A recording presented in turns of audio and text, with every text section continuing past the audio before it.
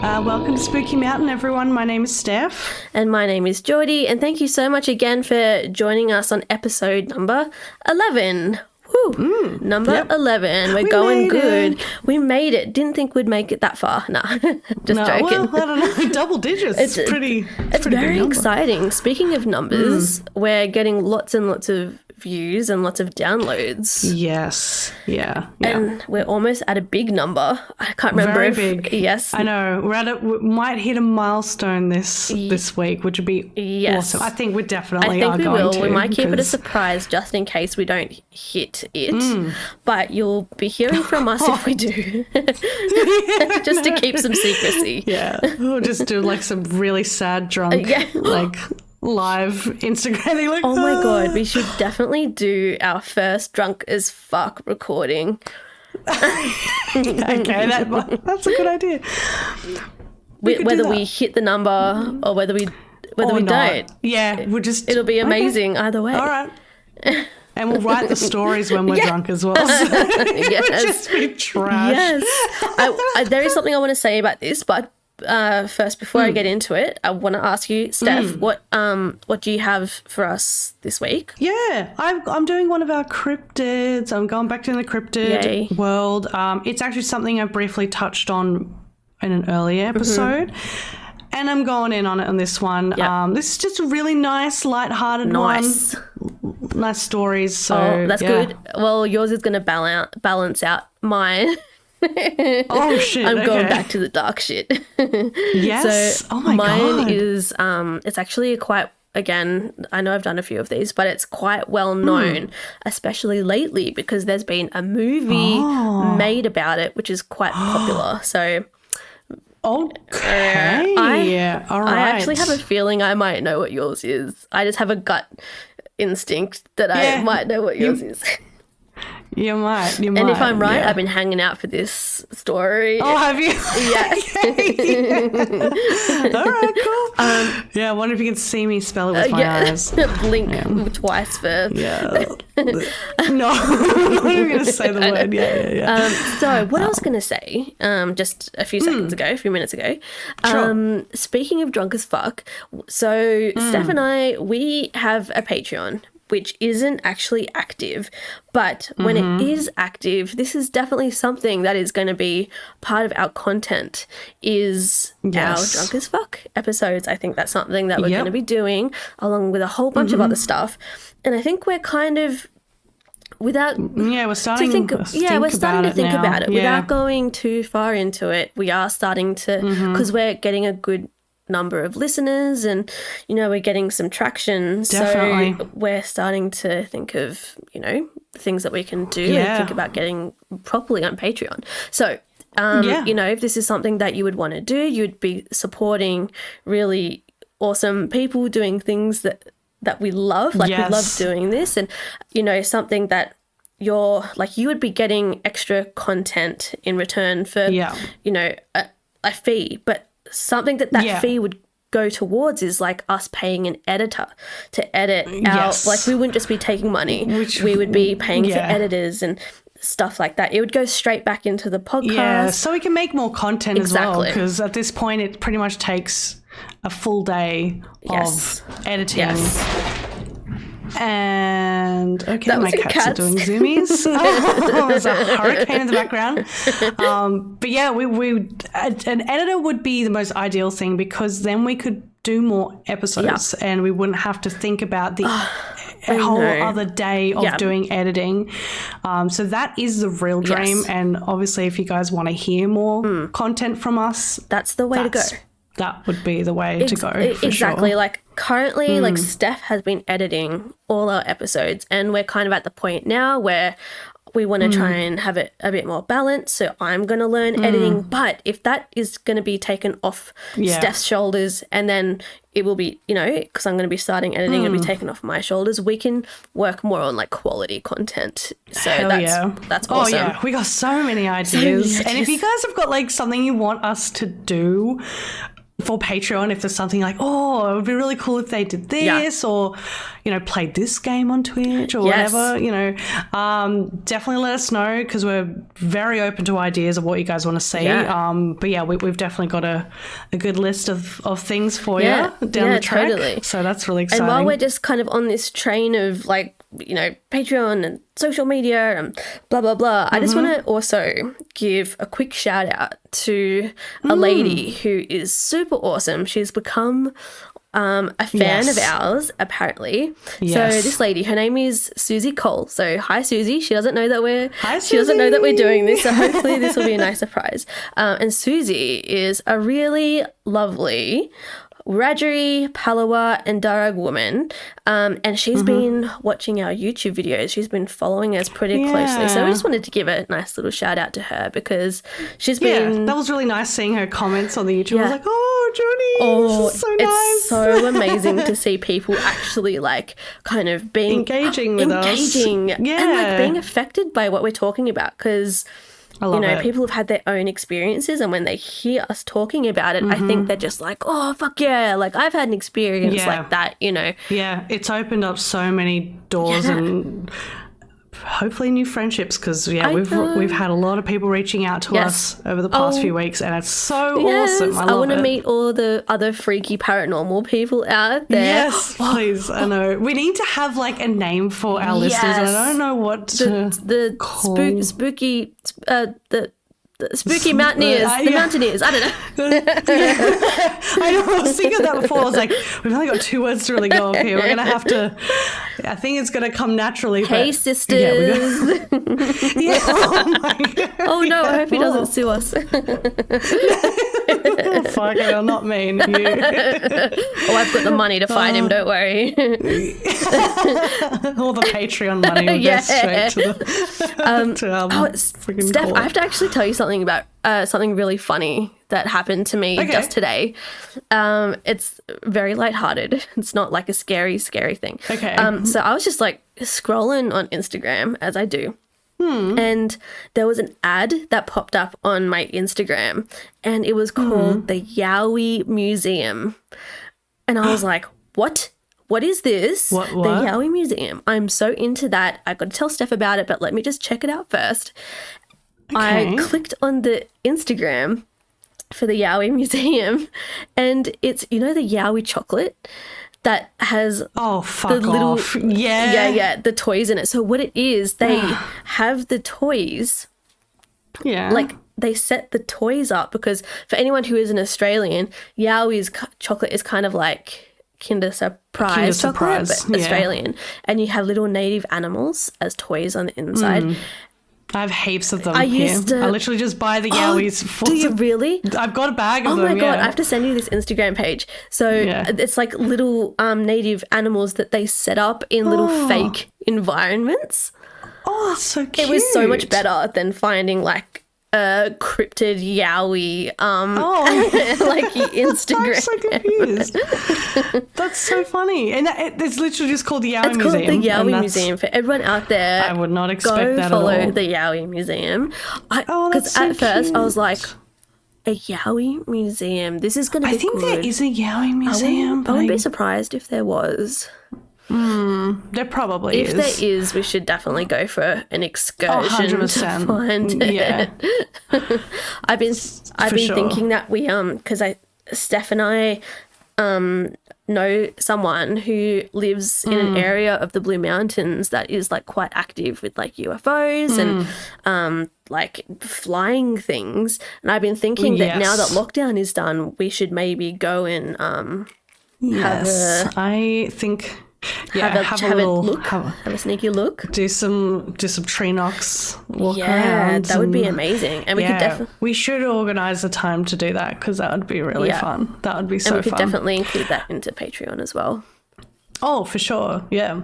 Hey, so you know how you usually have something a little bit spooky that's going on? I'm like, oh my God, my life is so fucking boring. Oh my God, did something happen? Last night, something happened to me. Are you fucking serious? A tiny bit. Like, I don't really know what happened. It was weird. Ooh. It was so I know. I literally have not had anything weird happen to me in a while. I'm very interested. But I was asleep. So I've got a really big bedroom, and I've tried to keep it quite minimal. It's literally just our queen bed. Dylan's on the left side of the bed and I'm on the right. And if I reach my arm out to the right, I've just got a tiny little like bedside table with a lamp, and then you can't touch anything for like 1.5 meters around the bed. Like it's a lot of space that you can't really, there's nothing to touch. And I was still awake because I remember I was listening to my Sasquatch Chronicles and I was deep in an episode and Dylan was like snoring next to me. I just got my headphones on and it started to get really hot and I stuck my foot out of the side of the bed and it pressed against something. Oh, what? My foot, it kind of... Not that it bounced back, but it wasn't completely hard. Yeah. Like, to be honest, it just felt like if I just pressed into someone's thigh and it just touched it and I was pushed against it, my foot, and I was like, what is that? And I moved my foot a little bit and it was, kind of rounded, like it wasn't completely flat. And I just put my leg back under the blanket and then I just started to like panic. Of course. And I turned around and just went under the blankets and then I was just pinching Dylan really hard in his back and he wouldn't wake up. And I was like, okay, cool, I'll just die and he won't fucking know. And then that was it. But it was really weird because I was like, there's like, my bed sheet isn't tucked into the bed. It's like going to trap my foot out. My foot was absolutely outside of the blanket and it just touched something that was not normal. It wasn't cold or anything. It was like this is what I was going to ask. Like, did it have like human temperature, like body temperature? Like the first thing I thought of was it was Dylan next to me. Your instant thought like Dylan was like, up. it's Dylan. And I touched Dylan's leg, but he's not a psychopath and he doesn't stand next to the bed like that. So, and I knew he was there because he was snoring. Oh my God. And I could see him. Did it feel like clothes or did it feel like kind of skin feeling? It did. It felt like tight clothes. Right. So I wouldn't say I wouldn't really say I felt fabric or anything, but it didn't feel like skin. Yeah. I just remember it being kind of squishy. Oh my God, there's a ghost not to scare the fucking shit out of you. It scared me so much. I was so scared. Course. And I was already listening to Sasquatch Chronicles and I was already getting scared on purpose. And I was like, what the fuck am I doing this to myself? Purposely like, do this to yourself. As a Bigfoot just like reappeared in my room, like fucking trying to mess me up. It was so fun. And I was like, and then I got really scared and I was like, oh, this is so good because we're recording tomorrow. And I was like, why is my brain doing this to me? And I'm always the one that's just like, weird shit happened in my house. This is times 10 my weird shit because you actually felt something. I wonder if it's the old man that used to live in your house. Jesus.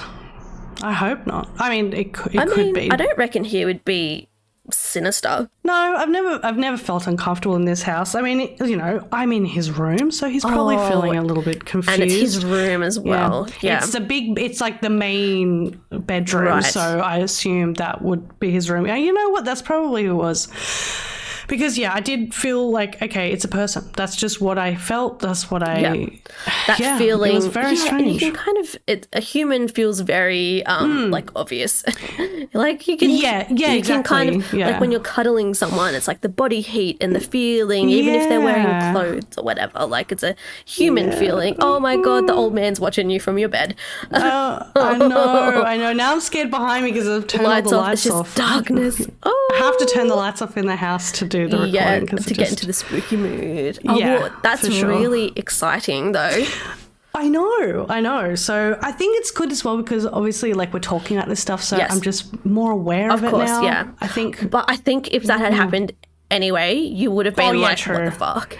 And then what? Who the fuck am I going to tell? Dylan. You're going to tell Dylan about it? Everyone's going to know, and I'm glad. I can just vent out to the world, and you guys are like, oh shit, Steph touched a weird phantom leg. That's super creepy. You should do the Ouija board in your house.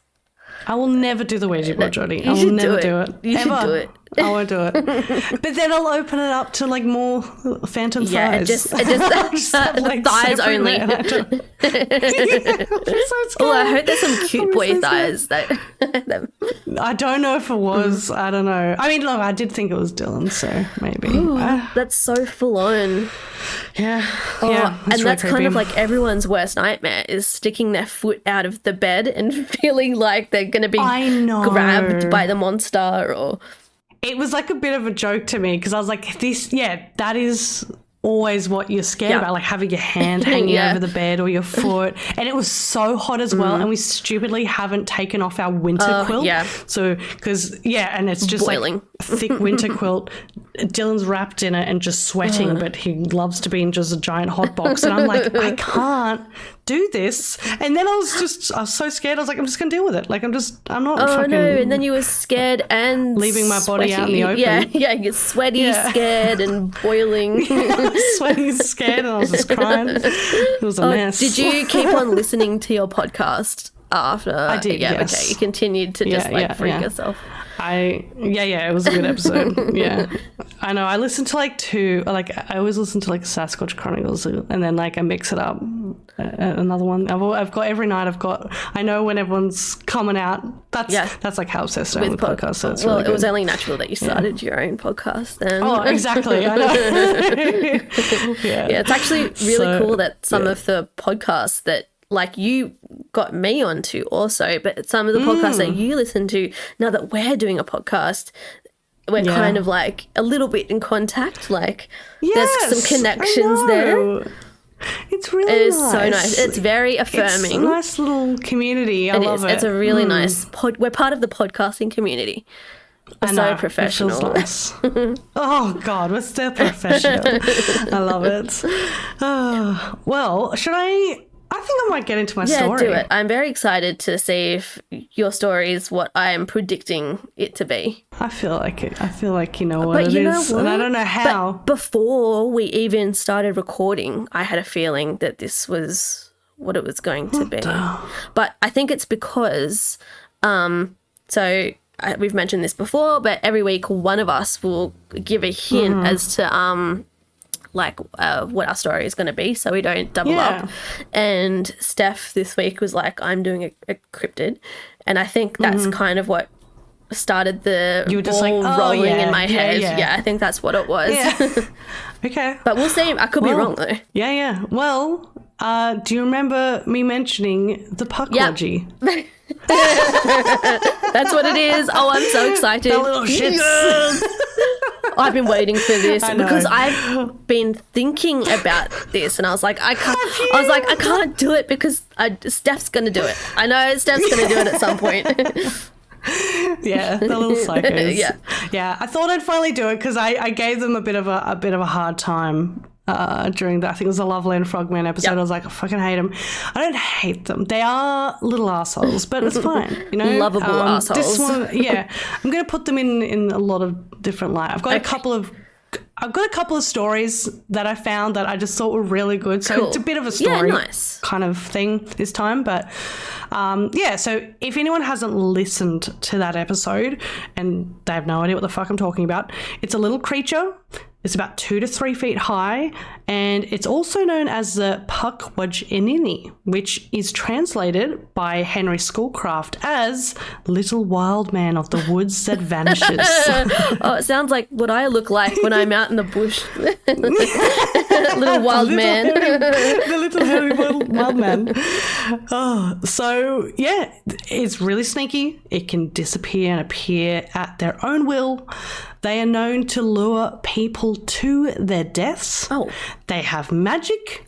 They launch poisonous arrows, and they can create fire. Powerful little fuckers. Yeah. So the stories of the Puckwudgies are told throughout northeastern United States, southeastern Canada, and the Great Lakes region as well. And now, as they're known in such a large span of area, many different native tribes have different takes on what they actually are. So Puckwudgies are magical little people of the forest in Algonquian folklore. So they're quite similar to the European gnomes and fairies that most of us know from like fairy tales and stuff. So that's not too bad. That's probably the nicest version of the Puckwudgies. In the Ojibwe and other Great Lake tribes, not twibes, Great Lake twibs, the Puckwudgie is considered a mischievous but basically good-natured creature who just plays tricks on people but isn't too dangerous. In the Abenaki and other northeast Algonquian tribes, a Puckwudgie can be dangerous, but only to people who treat him with disrespect. In the Wampanoag and other tribes of southern New England, Puckwudgies are very dangerous creatures, but they can also play harmless tricks or even help a human neighbour, but they're just as likely to steal children or commit deadly acts of sabotage as well. So that area and that tribe is kind of like what you referred to in the original episode of you bringing up this cryptid. Yeah, that's right. Yeah, the Wampanoag, they were the ones that... Yeah, so that area. So that's where I was like, the little shits, because they're the most evil ones. So everyone else are like, oh, they're kind of like funny little things, and they play tricks, and you hear they're just like, fuck off. They are no good. No good. Yep. So what do they actually look like? So they're commonly, the height is knee high.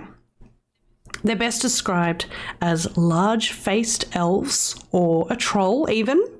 They have very large ears, fingers and noses, and have smooth grey skin with really ratty, knotty-looking hair around their head. And people have described them of having a really sweet smell that's associated most to flowers. Even though flowers smell nice, I don't like that. Yeah, it's a little bit strange, isn't it? So I've got this story here that I found on the New England Folklore.blogspot.com. So I thought this was a nice story. Last week, someone I'll call Sally wrote and told me about some unusual things that happened to her family 30 years ago. The first incident happened to Sally's brother Bob. He was just a child at the time, maybe 7 or 8 years old, and was watching TV with some cousins at his grandparents' house in Lawrence, Massachusetts. They were sitting on the couch, which faced the TV, but he had his back towards a doorway into another room. As they sat there watching TV, Bob felt someone pull on the back of his hair. He thought it was his cousin Sandra, and he told her to stop. Sandra denied pulling his hair. A few seconds later, he felt it again. Again, he yelled at his cousin, who still said she didn't do it. A few seconds more passed, and Bob once again felt someone tug on his hair. He turned around angrily, expecting to see one of his cousins hiding behind the couch, but his anger turned to surprise when he saw what was there. Instead of a cousin, he saw a little old lady with long white hair. And when I write little, I mean quite small. She was only 2 or 3 feet tall. When she saw Bob looking at her, she quickly started to run towards the front door of the house, and she disappeared into thin air before she reached it. What? This is not what I was expecting him to find. I thought he was like, I expected a Puckwudgie, but I wasn't expecting like a little old lady. I wasn't expecting a little woman. I was thinking, it made me laugh of thinking of in Spirited Away. Oh my god. What's her name? Even though she doesn't have a long hair, I was just thinking of her because she's so small. What's her name? Bub. Oh my god, what is her name? Fuck. I know this movie so.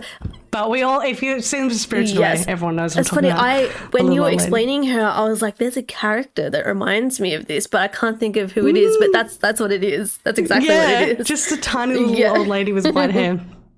Oh gosh. So yeah, she just disappeared completely in thin air. Bob was understandably surprised by this, but when he blurted out what he had seen, his grandmother told him not to worry about it. Don't worry, she said. They're friendly.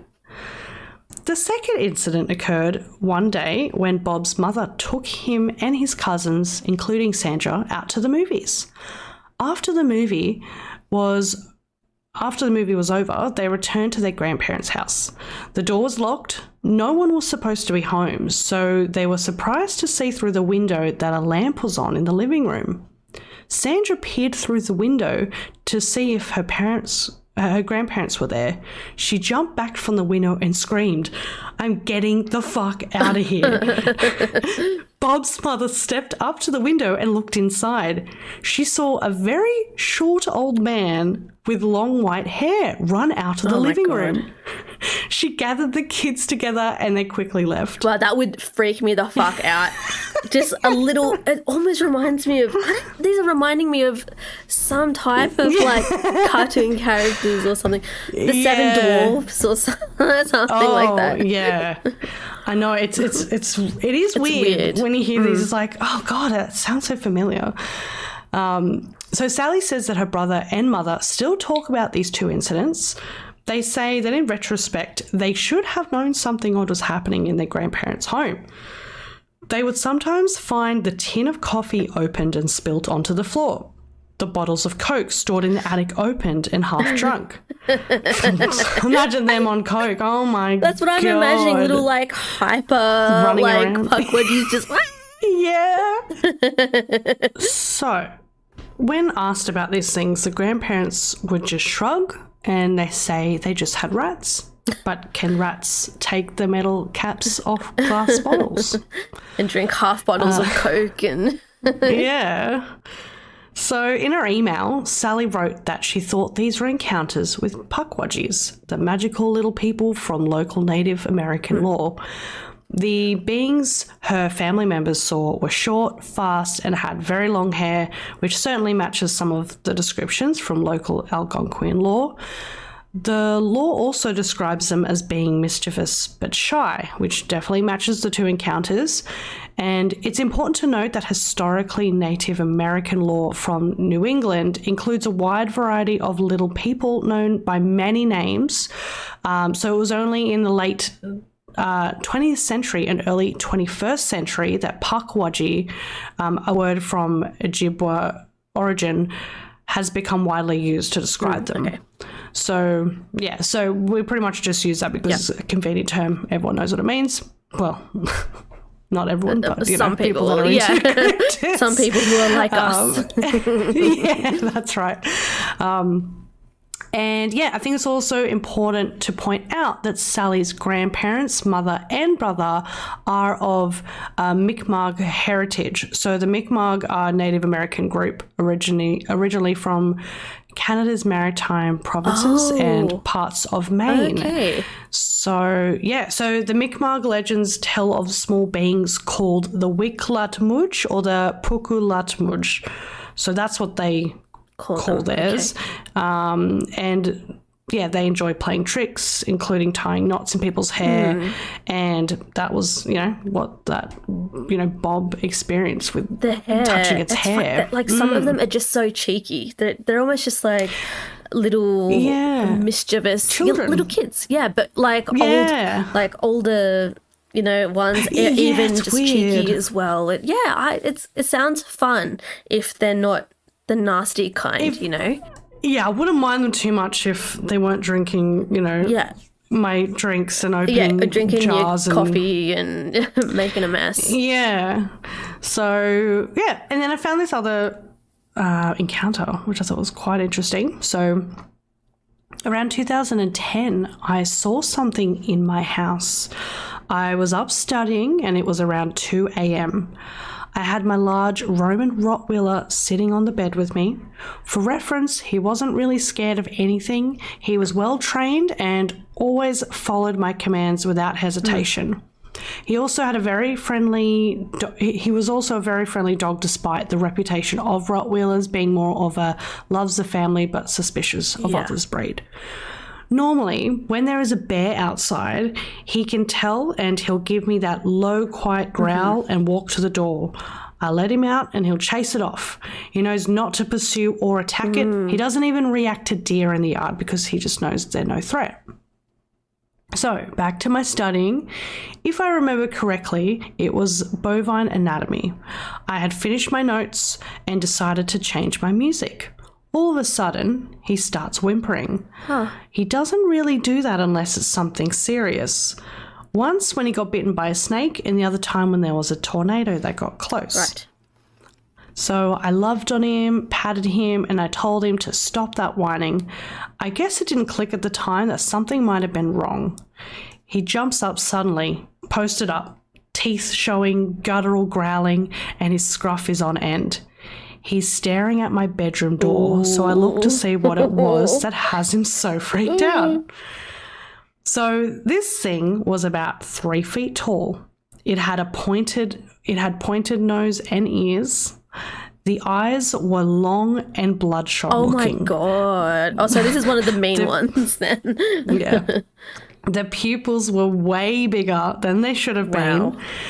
Looking at them was like staring into a dark hole. Its hair was long and matted, really dirty looking. Its arms, hands, feet seemed longer than they should have been.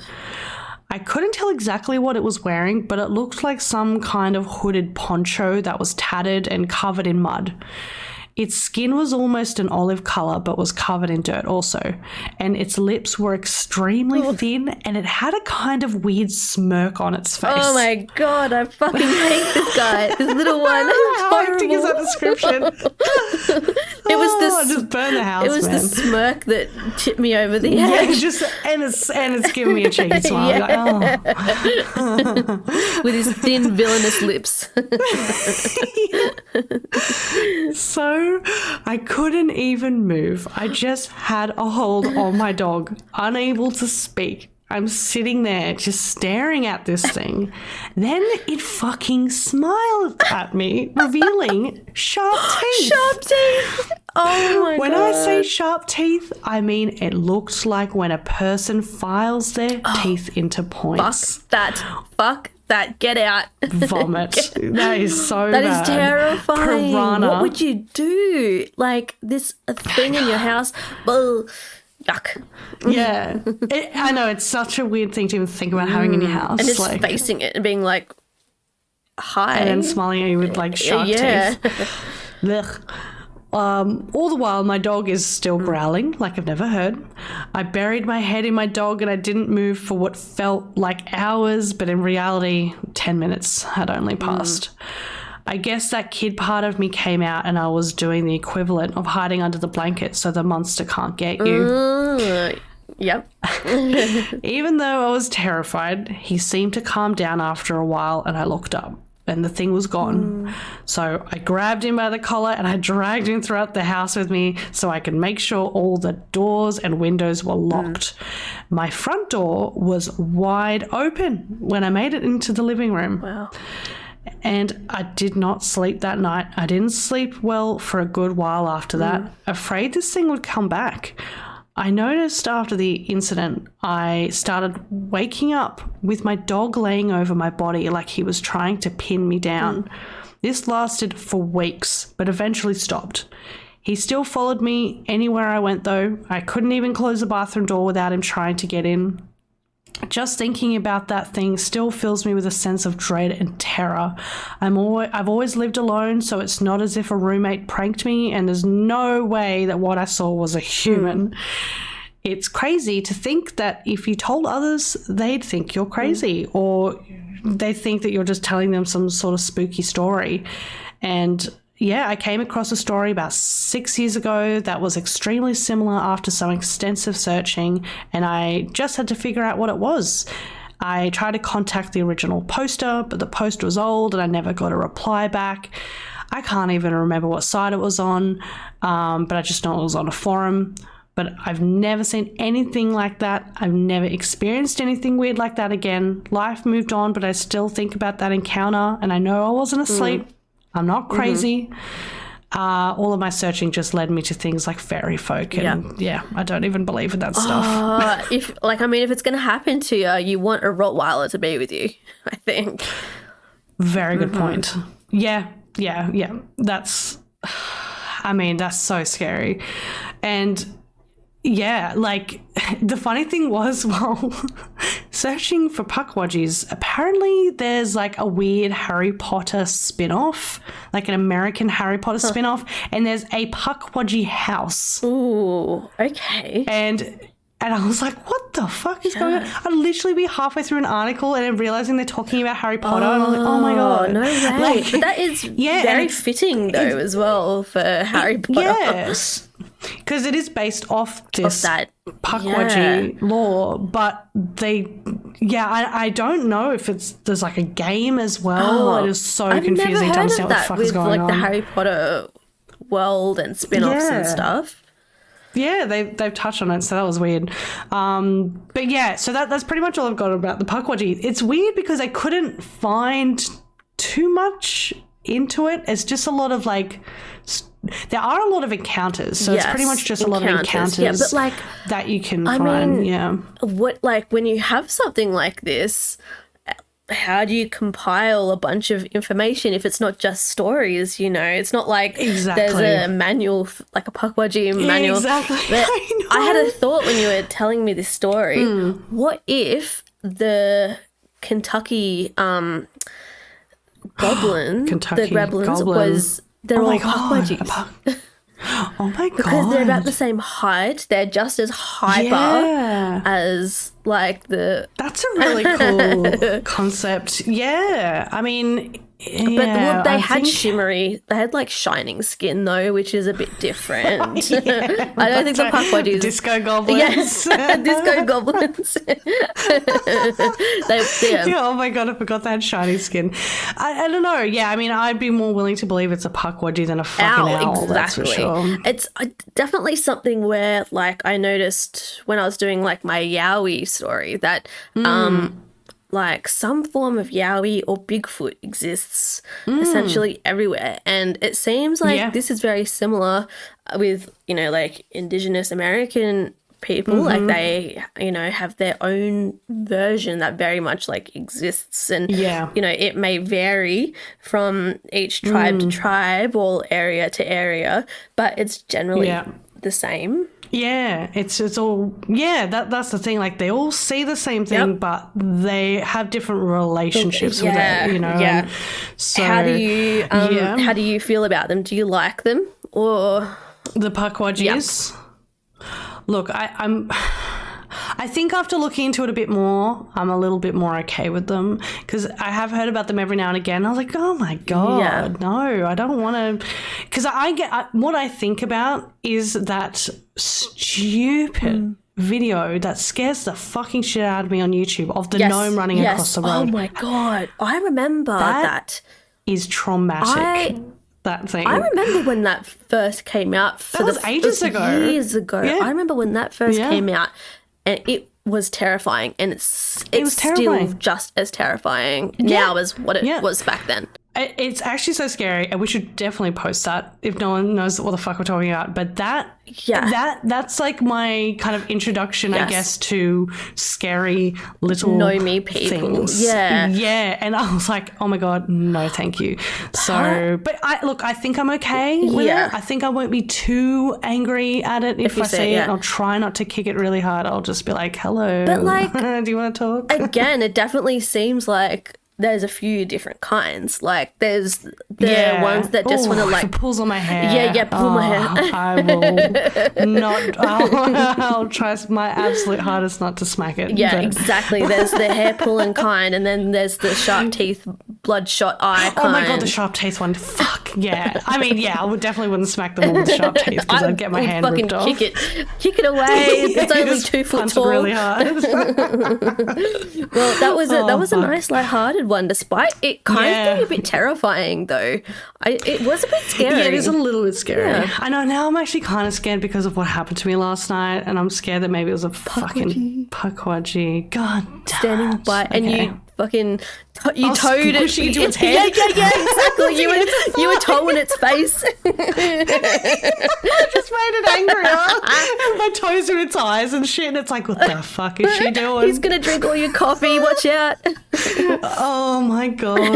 Oh, I'm gonna set up like bells, like little jingle bells on string around the house so I know. You have to put baby powder all around to watch out for the footsteps. I've got to train the cats to hunt the Puckwudgies. Oh, that's a great idea. Your cats are pretty crazy. I feel like they could keep up with a Puckwudgie. Yeah. Oh, yeah, for sure. Yeah, they got energy. They could definitely keep up. Oh, I'm scared for your one now. Yeah, it's a bit dark, but it's very... So, good. Okay, as we've said before, we're not a true crime podcast, but I feel like this is maybe as... Oh, we got to touch on it every now and again. Yeah, like it's definitely paranormal related. But it does kind of cross over into the world of like true crime a little bit, but that's okay. I think I know which one you're going to talk about. Yeah, you probably would have heard about it. If not, you would have heard about the movie for sure. Okay, so at 7 p.m. on the 16th of February, 1981, police responded to a call that they would never forget. They were responding to an emergency involving Cheyenne Johnson and another man by the name of Alan Bono. So Bono was laying on the ground, unresponsive and breathing what would be his last breaths. Bono was just absolutely covered in his own blood with what would be described as tremendous multiple stab wounds to his body. Oh, he was ripped apart. Mostly his chest, and most notably one that stretched from his stomach to his heart, to like the base of his heart. What? Yeah, so it was like a proper fucking full rip. It was a rip. Yeah. Okay. So, only hours before this emergency call, these two men were having drinks at a local bar, laughing, having a good time, and regarding each other as mates. But this story doesn't start here. It begins with a boy named David Glatzel. Now, David was the 11-year-old brother of a girl called Debbie Glatzel, who was Aunt Cheyenne Johnson's girlfriend. So Anne from the very beginning, just then. David, Debbie, and their mum Judy were preparing and cleaning a rental property they were about to move into in an area of Connecticut. Yeah. Yep. So are you starting to... I think with the movie, some of the names have changed, so... Yeah, I think they have. But once you said Connecticut... it's a pretty famous case. So while they were at the new place, one day cleaning for the big move, David said that he saw an old hunched man wearing a torn plaid shirt with blue jeans appear before him. He said that the old man pushed him down to the ground and told him that if they moved into this home, he would bring harm to them all. So after this event, David instantly became fearful of his new house, dreading the worst was about to happen, of course. He thought that perhaps this was a one-time incident, or maybe he was just imagining things. But the old man never left him alone. Right. David said that he would repeatedly see this man appear throughout the house, giving him dark warnings and threats as time went on. The old man's appearance also began to change as time went on. His eyes eventually became dark and sunken and black. Yeah, so it's starting to get a bit darker, I think. Yeah. He had developed an animal-like face, with his facial features becoming more animal-like, and his posture became even more hunched and decrepit. David also reported that the man's skin had become charred and black, like he had been burnt by fire. What? So not looking too fucking good. Not too healthy. Not too healthy. David started to have horrible and extremely vivid nightmares where this man would appear to him along with an array of other terrifying things. He would wake up from these dreams either covered in scratches or with bruises all over his body. It got so bad and it was affecting him so much that he was losing sleep every night before he would just pass out from sheer sleep deprivation and fall once again into the dreaded dreamland.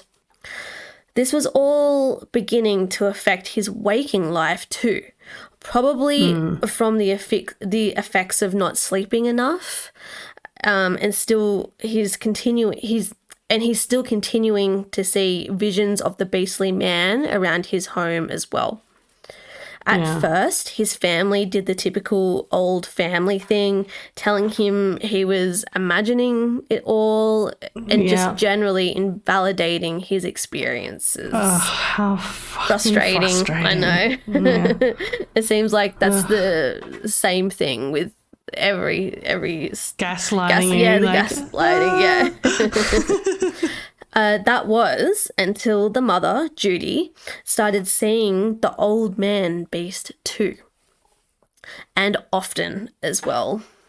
Oh, shit. By this point, the man with sunken eyes also began to show jagged teeth and hooves, which, yes, are also animal-like. Yes, but it definitely gave off a more demonic vibe than they were experiencing before. So apparently his legs looked like they belonged to like a deer. I saw it was described. Oh my God. Ooh, yeah. So it started to become more than just dreams and nightmares, scratches and bruises. Over time in this house, David began to act weird. So especially for an 11-year-old boy. David started to growl and hiss while interacting with his family and was even sprung doing it while alone. Oh, shit. He started to have mild seizures, which I can't find any information online as to whether he was seen by a doctor or a specialist for these seizures, but I hope he was.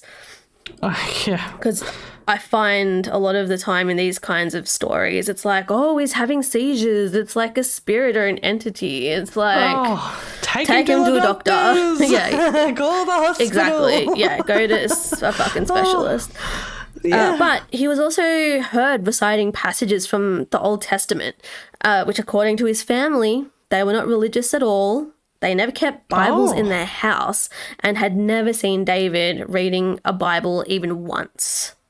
What? Yeah, so that's strange. You know what? I don't even think I know what you're talking about. I don't think I've heard this. Okay, so I think you probably do, but I know this. I don't know the history of it. Exactly. Like, and the real part of it. I know the movie took some liberties as well, changed the names and slightly changed the story. Oh, okay. Yeah. All right.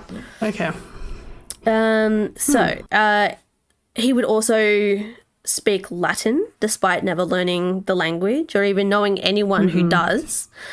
Throughout this whole time, the Glatzels would also hear weird noises in their attic, such as scratching and stomping. So it's not just David doing weird shit. They're also hearing weird shit in their house. David started to become super aggressive with his family, even growling at them while moving in to attack them at the same time. Then claiming he had no memory of doing this at all, and he said there was someone inside of him making him do these things. All of this was extremely out of character for David, who was known to be a very placid, caring, helpful, and lovely boy who got along with pretty much everyone, even his family, generally have tiffs. Yeah, it's a 10-year-old exactly, would, yeah, but he was, lovely boy. According to Judy, David would writhe in his bed, clearly in pain, and he'd be shouting obscenities as if he was just being tortured and being afflicted by unseen forces. So shit was getting real. Yeah. This is where the next and notable chapter of our story occurs. so Debbie, David's sister, claimed that she was terrified of what was happening in their house and also terrified of what was happening to her brother. So she asked her boyfriend, Arn, to move in for protection. Okay. So this is notable.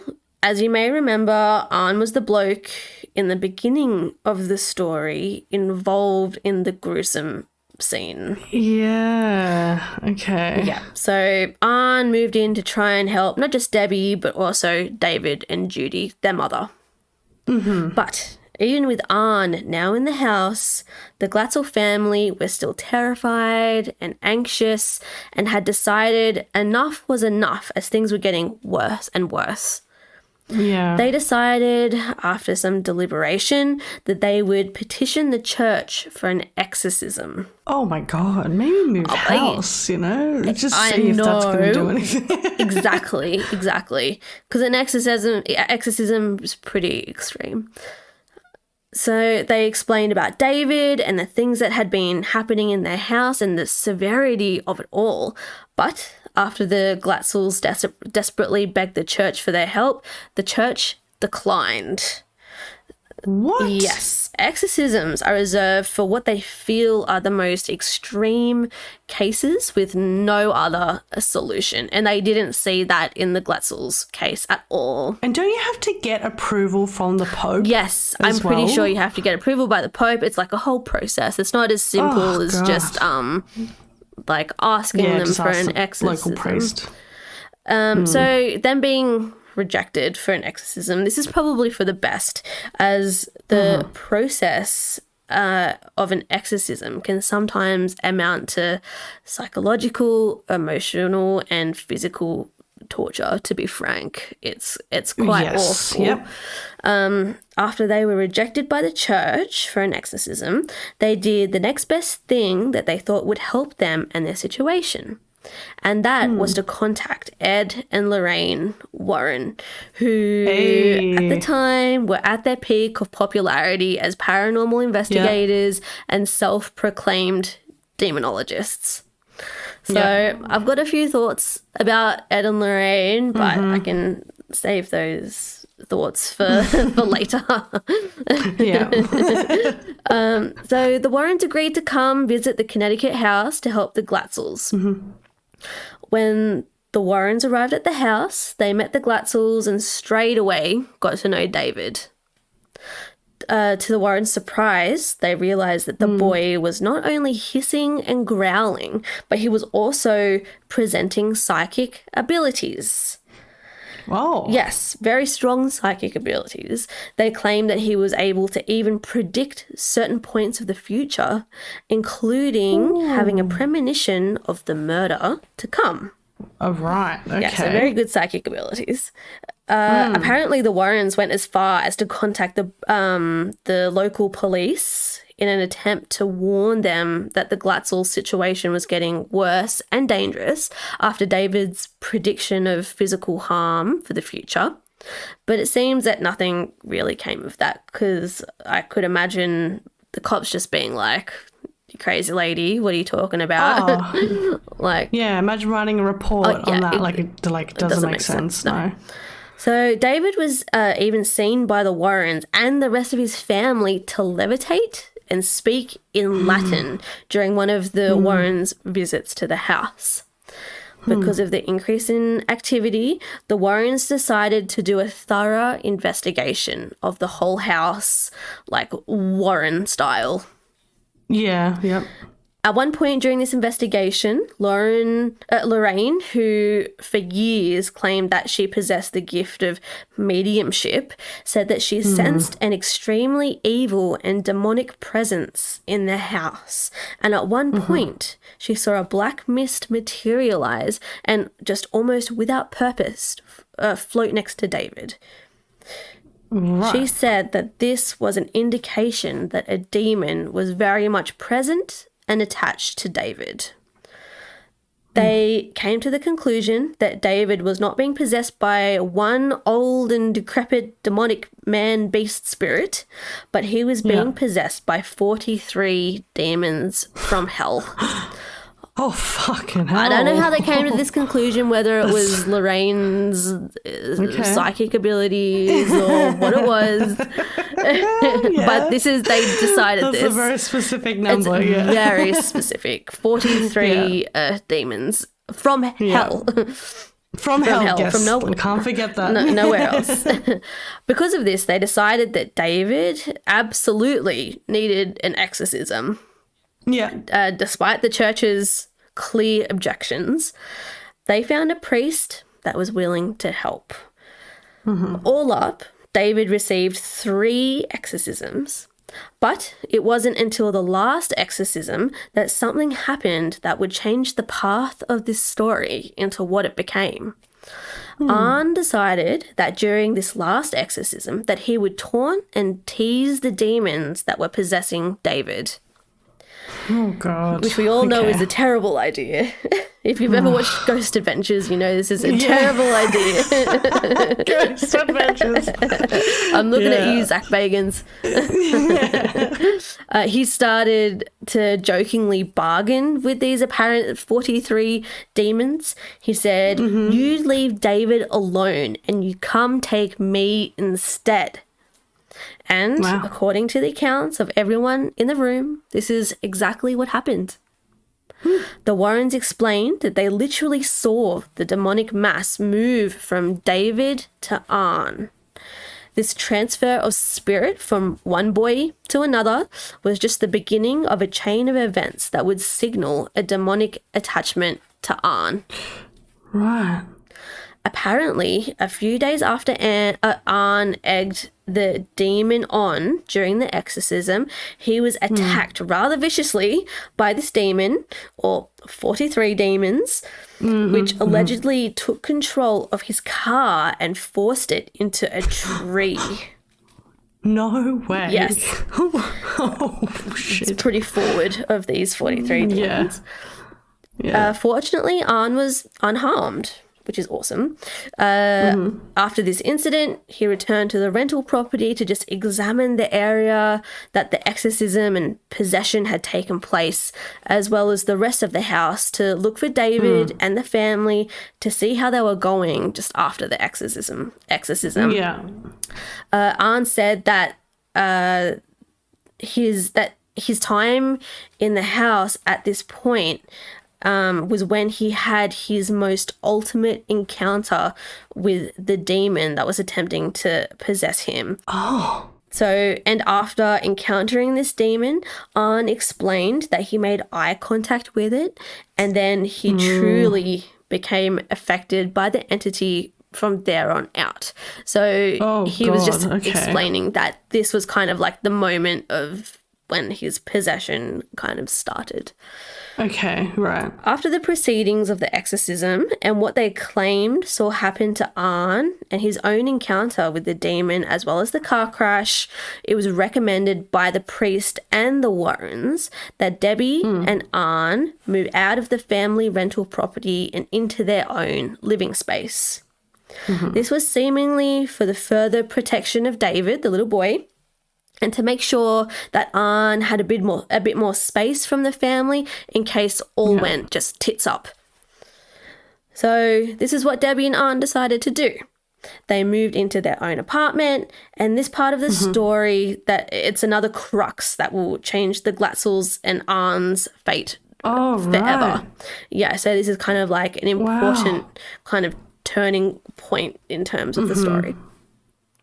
The apartment that Debbie and Arn moved into was owned by Debbie's boss at her job at a local kennel as a dog groomer.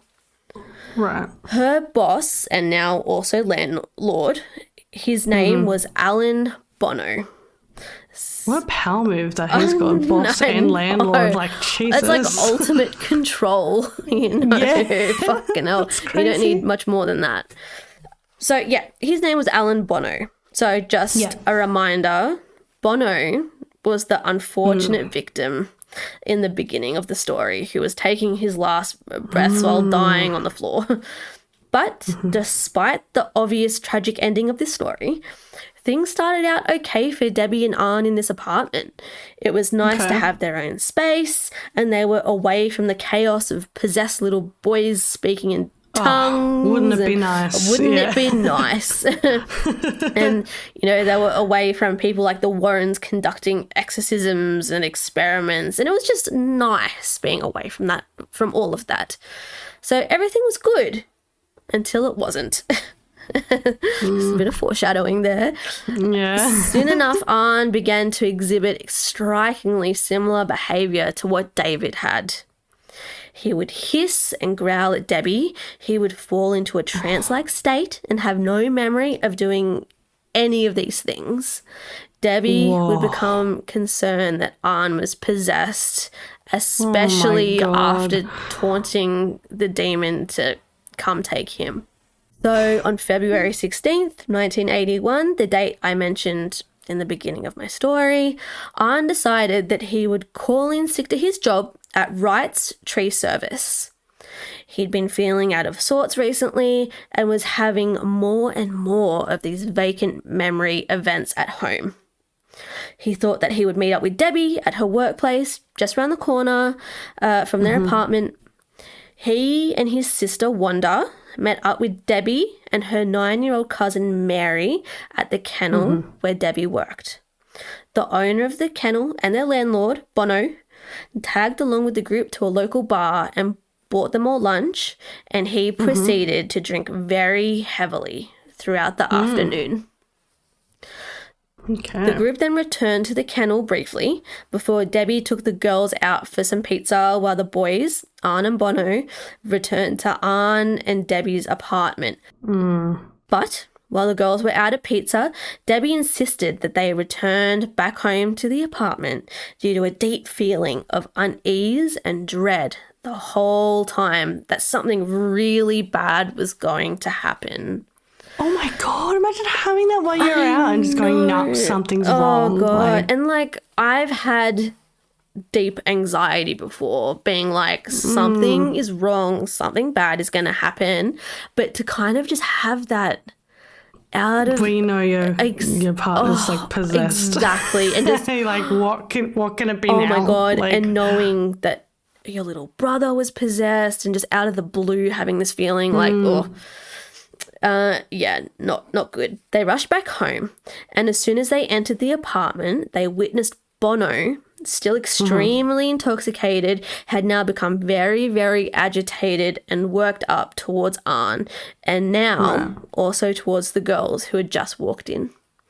Debbie urged that everyone leave the room except Bono so that he could be just left alone to calm down and breathe and sober up. As everyone was leaving, Bono grabbed the little cousin Mary and refused to let go and was threatening her violently. And she's so little and young, and it's very sad. So Arn, now himself getting worked up at the sight of little Mary, scared and distressed while being held captive, he ordered Bono to release her. Mary managed to escape, and then she ran for the car that they had been driving in earlier. Then, apparently, Debbie attempted to step in and mitigate the situation by standing between the two men. Wanda, Arn's sister, tried in vain to pull Arn away from the situation, but Arn seemed to gain a super strength and was not able to be pulled away from Bono, and he then began growling and hissing like Debbie had heard him do previously. So he's bloody growling and hissing again. Oh my God. Reportedly, Arn's eyes then turned completely black. Which is not what you want to see. I know. It's not a friendly sight. No. His eyes turned completely black before he pulled out a 5-inch pocket knife and began to stab Bono repeatedly. Bono died several hours later in hospital due to his injuries. And as I mentioned earlier, Bono's wounds were just tremendous. There were 4 or 5 entry wounds that essentially just mangled Bono's insides. So he was long gone. There was no hope for his survival. Arn was found 2 miles or 3.2 kilometers down the road from the site of the killing. He was wandering aimlessly in a trance-like state, covered in Bono's blood. He was arrested and taken to Bridgewater Correctional Facility. So Bridgewater, again, is a place that we've already visited in Spooky Mountain. And I double-checked that it was the same Bridgewater. Yeah. It definitely is. Yeah. And interesting. Yes, very interesting. It's a bit of a strange place, apparently. This murder was the first unlawful killing in the history of Brookfield, Connecticut. So even though it was like 1981, it was like the first real murder, that had happened. Wow. In the town. Okay. Yeah. The day after the killing, Lorraine Warren headed straight to Brookfield Police Station again and desperately told the officers that the murder occurred due to a demonic possession of Arn. Could you imagine that? Like, he was possessed. It's okay. Release him. He was possessed. Oh, my God. And they've already seen her once being like, there's the bunch of the people possessed in the house. And blah, blah, blah, blah, blah. I think she's crazy. It's not recorded how the police reacted to Lorraine, but I could... We told you not to come back here, Lorraine. Yeah, we told you you're banned from the police station. Go home. Yeah, it's not recorded how the police reacted to Lorraine, but I could imagine that it wasn't very welcomed. No. The trial of Arn Cheyenne Johnson took place in Connecticut's Superior Court in Danbury, beginning on October 28th, 1981. Arn's lawyer attempted to submit a plea of not guilty by virtue of possession, but the presiding judge, Robert Callahan, promptly rejected this defense. Callahan argued that no such defense could ever exist in a court of law due to the lack of evidence and that it would be irrelative and unscientific to allow related testimony. Right. The defense chose to imply that Johnson acted in self-defense, and because of this, the jury was not legally allowed to consider demonic possession as a viable explanation for the killing. Okay. So they weren't even allowed to consider that this was a factor in the murder. Yeah. The jury deliberated for 15 hours over 3 days before convicting Johnson on November 24th, 1981, of first-degree manslaughter. Yeah. He was sentenced to 10 to 20 years in prison, though he only served 5 due to good behaviour. And Arn Cheyenne Johnson is now still a free man. So he's out. He's been free for many years. Yeah, right. Him and Debbie married, had 2 kids together. He also earned like a really good diploma in prison as well. Like, he did really good in prison. Him. Yeah. Okay. Yeah, if you're going to do something in prison, like, earn a diploma, I guess, May as well. If you, got all that spare time. Yeah, they had 2 kids together, and Arn has still maintained to this day that it was possession from multiple demons that caused him to murder Bono that night. His testimony and claims have never wavered, not once. And Debbie stuck by him and his claims the whole time until she passed away.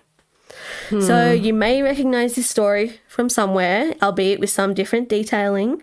It's the true side of the story of the latest Conjuring movie that has recently been released, which is based around the events of Ed and Lorraine Warren. Apparently, the movie took some liberties, but according to the family, this is what truly happened. Yeah. So hell yeah. Okay. Yeah, it's a bit of a true crime paranormal mix-up. I did not know that much about it at all.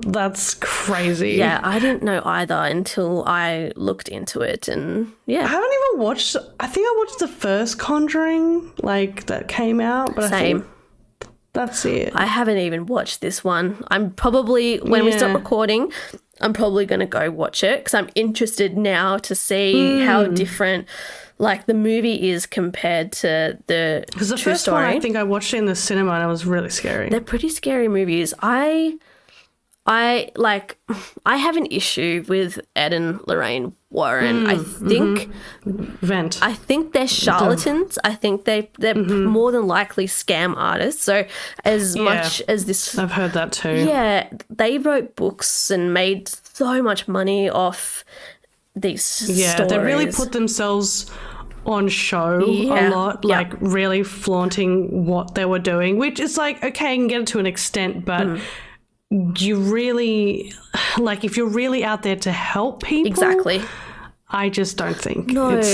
I mean, I feel like there is some sort of element of truth there, but at the same time, they definitely exactly took advantage of their situation. I think that's for exactly sure. what it is. Like they took the truth and they expanded upon the truth for their own financial benefit, and that's what I kind of read with this story. Like there's family accounts and there's also like the Warrens account, but there's talk that they basically like convinced the family to like expand on the truth, you know.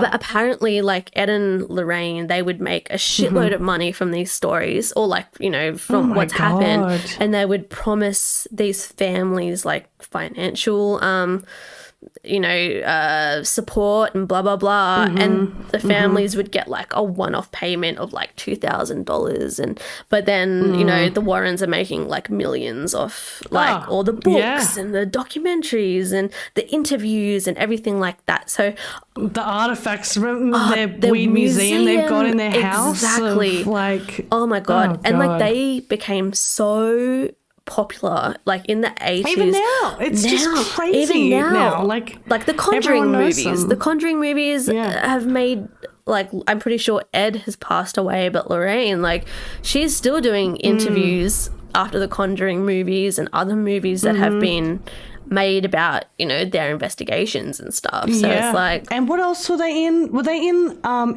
Amityville? Oh no, they weren't in. What was the other one that they were in? So fucking hell. I think they were in the Amityville ones as well, because I think they went to that case when that happened. Yeah, I wouldn't be surprised, because it was a lot of that kind of stuff that they became involved with. Yeah, and then because like I know because there's 3 Conjuring movies, all 3 of them are based around like the Warrens' investigations. Yeah, but there are definitely other movies that have them come in. Yep. Wow, that was insane. Yeah, that was really, really good. I did not know about that. It's a very timeline heavy story, but that's okay. I was waiting for you to say The Conjuring as well. I was like, is it The Conjuring? I was like, I literally have no fucking idea now. I was like, I have no idea where we're going with this. So it was The Conjuring that you were thinking of in the beginning. Yeah, cool. Yeah, cool. Yeah, because you said at the end, I was like, what is this? This is crazy. Yeah, it tricked you with the change of names and stuff. If you haven't seen it anyway, you know. That's the real names. Yeah, I don't even remember the first movie. I just remember it being scary. But that was hectic. That was awesome. Yeah. Oh my God. Interesting. Really lighthearted, really fucking demon scary. Yeah, and then murders, like real life murders that happened. Yes. Very interesting. Yeah. But maybe we should talk about social media really fast. Like we're on all different kinds of social media. We're on Instagram, YouTube, Facebook, Twitter, TikTok. Yes, we're on anything. We're on all the shit. We're twitching. We're doing all the things. But we're spooky. Definitely check us out. Find us. We're Spooky Mountain Podcast all across the board. Send us an email as well, spookymountainpodcast@gmail.com, if you have your own story that you want us to you know, tell to our audience, then we can do that. But absolutely, we hope to hear from you at some point. Yes, we would love to. And also, just a quick mention that if you haven't seen our Halloween episode, it came out a few days ago, and it's also available as a wonderful YouTube video. So go check us out there. You can see our faces. But that was a really fun bonus episode. It was our one and only like visual video that we've done, which we will do again on Patreon and, you know, everything. But that's our one and only, and it was lots of fun. So go check it out. Yeah, awesome. Well, I guess we'll speak to you guys next week. All right. So I hope you enjoyed the episode. Thanks for listening. Bye.